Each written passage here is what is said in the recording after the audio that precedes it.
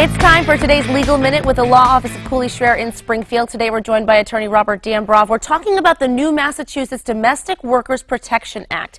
Now, this act went into effect on April 1st of this year, the Massachusetts Domestic Workers Protection Act. What is this new law? Well, most domestic workers now have rights that most other employees don't have, and individuals and families that employ domestic workers in a private home are now treated as and regulated as an employer and have certain requirements and obligations. Now, what type of work is covered under this law? The law says homekeeping, house cleaning, nannying, home management, the care of the sick and elderly, laundering, cooking, and home companion services. So who is a domestic worker under this law?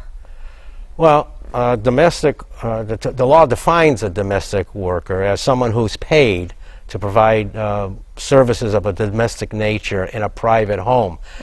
But it specifically does not apply to personal care attendants, and a domestic worker must be someone whose vocation is providing child care services, but not on a on more than a